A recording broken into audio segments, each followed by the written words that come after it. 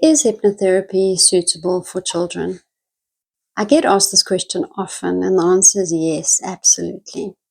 And once you understand what you as the child's parent or guardian can do to assist in getting the best possible outcome for your child, you'll see that hypnotherapy for children has the same wonderful benefits that it does for adults.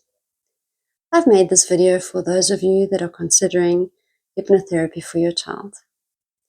The biggest difference is that the therapy plan for children is largely dependent on the child's wants and needs, which often doesn't align with the parent's intention for the therapy.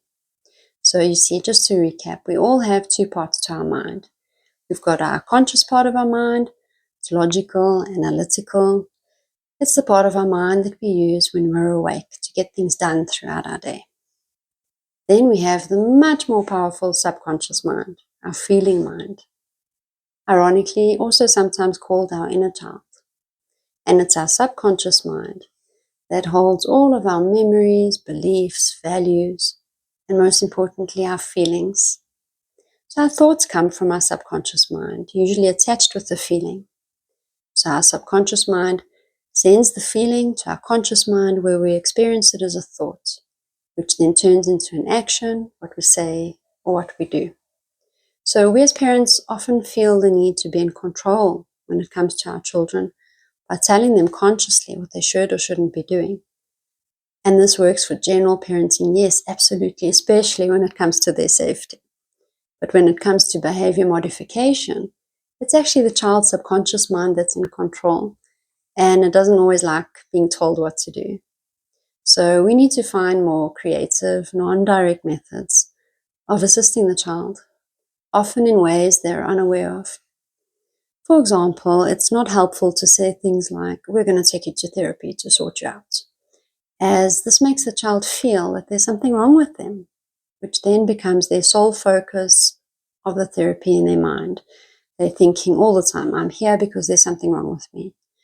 Whereas focusing them on the benefits of achieving the desired outcomes from the session would be much more positive and therefore accepted easier by the child's subconscious mind. Unfortunately, many parents don't follow these guidelines and can't help but interfere or question their child after every session. They mean well, but it destroys any rapport or progress made during the session. Some parents also don't follow the advice of the therapist, such as activities that might need to be done in between sessions, or they don't refrain from speaking about the child's therapy to other people in front of the child, and so on. All of these things are taken in by the child's subconscious mind, and it undoes any work done with the child during the session. And it's for this reason that many hypnotherapists unfortunately choose not to work with children because of the non-compliance of the parents.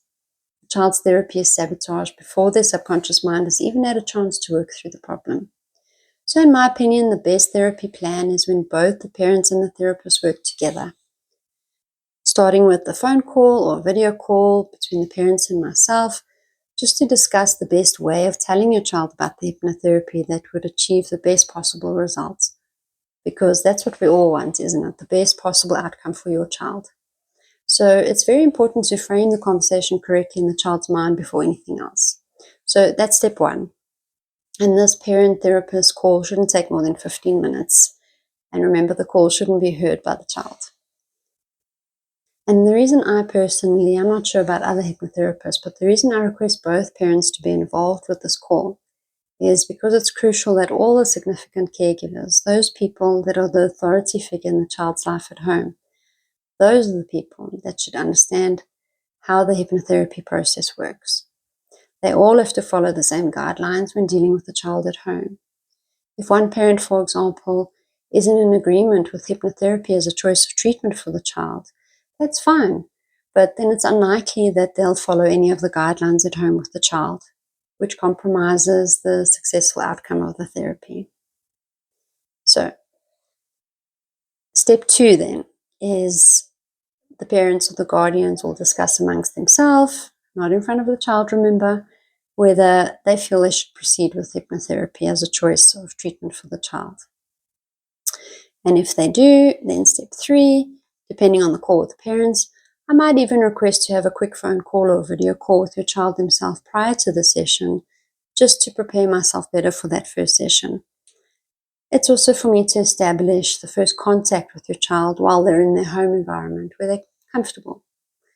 And this call shouldn't take longer than 5 minutes. The purpose is just to break the ice and for me to get a clearer picture of what the therapy plan should look like and to give your child a chance just to meet me before the actual session.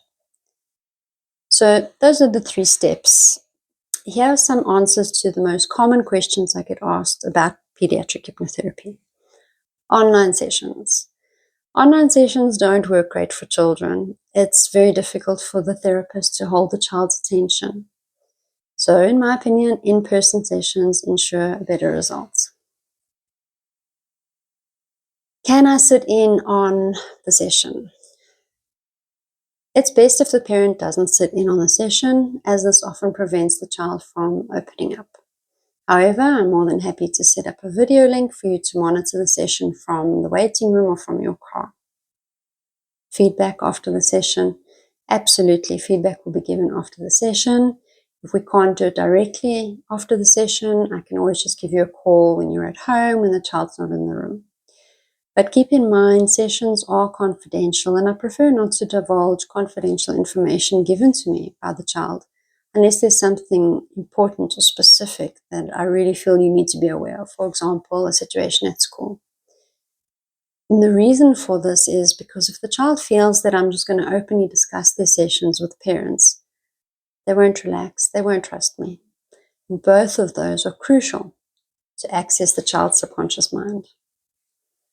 The length of the session. Sessions for children are very short, especially in children with ADHD. Keep in mind the length of the session doesn't determine how successful the session's been. I've had sessions that were 20 minutes long and been very beneficial to the child. And lastly, how many sessions? This is an impossible question to answer, but pediatric hypnotherapy usually doesn't follow the normal play therapy or OT therapy schedules with weekly sessions that are indefinite. Actually, initially, I'll only schedule 1 session with specific instructions for the parent to adhere to after the session, and then we'll follow up in about a month. So the reason I've given all this information up front is to hopefully convey to you that your interactions with your child are equally as important as the therapy itself. Hypnotherapy has wonderful success rates, and it's often a last resort for desperate parents. Just keep in mind, it's not like the movies where someone's put to sleep and made to do something. We have to find more creative ways of showing your child's subconscious mind the benefit of the whole process. I hope this has been helpful. Till next time.